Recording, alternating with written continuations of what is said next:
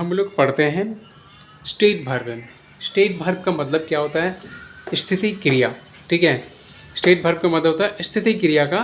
अब पढ़ेंगे हम लोग इंग्लिश में डिफिनीशन, उसके बाद पढ़ेंगे हिंदी में। तो चलिए पहले इंग्लिश में पढ़ते हैं, इंग्लिश में जानते हैं अच्छी तरह से, उसके बाद फिर हिंदी में जानेंगे। ठीक है, तो चलिए। These verb shows any situation or condition, clear, that is called state verb. For example, to be, to laugh, to appear, to hear, clear। ये सब क्या है? एग्जाम्पल है, उदाहरण है। चलिए अब इसको हिंदी में बताते हैं, एक एक मीनिंग वर्ड के साथ बताएंगे।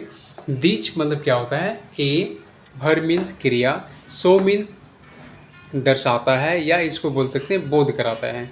एनी मने कोई, सिचुएशन मने स्थिति, और कंडीशन मने अवस्था या दशा, दैट मने उसे या कि यहाँ पे उच्चारण होता है इसमें है, कॉल मीन कहा जाता है, स्टेट मीन्स स्थिति, वर्ब मीन क्रिया। फॉर एग्जाम्पल में उदाहरण, टू बी मीन होना, टू बी मीन्स होना, टू लाइव मीन रहना, टू अपीयर मीन दिखना, और टू हियर मीन सुनना। क्लियर। अब एक एक करके मैंने इसका मीनिंग वर्ड बता दिया, एकदम राइट डाउन करना है। अब चलिए इसको ट्रांसलेट करते हैं, वाक्य बनाते हैं। ठीक है, तो चलिए। ए दीज वर्ब माने एक क्रिया, किसी अवस्था या दशा,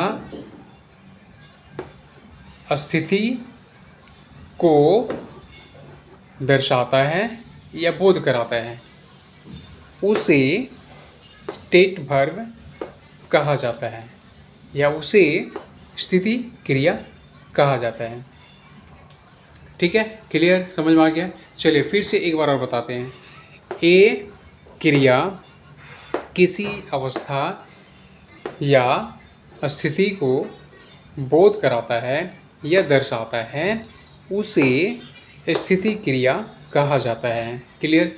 उदाहरण के तौर पर, टू बी मीन्स होना, टू लाइव मीन रहना, टू अपीयर मीन दिखना, टू हियर मीन सुनना।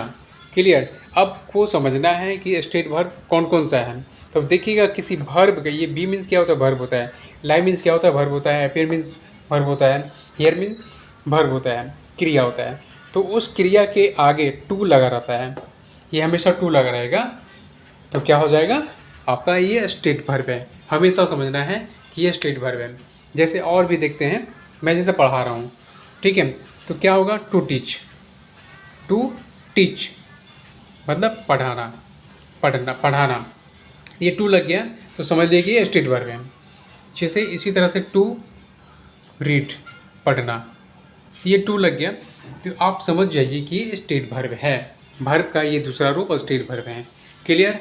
तो मैंने समझाने का बहुत प्रयास किया है, आप लोग भी इसको पढ़िए और प्रैक्टिस करिए, घर पे याद भी करिए। आप मुझे कमेंट, आप लोग जो यूट्यूब हमारा चैनल देख रहे हैं तो ज़रूर इसका कमेंट करके मुझे बताइएगा अच्छा लगा या इससे भी और अच्छा लगा।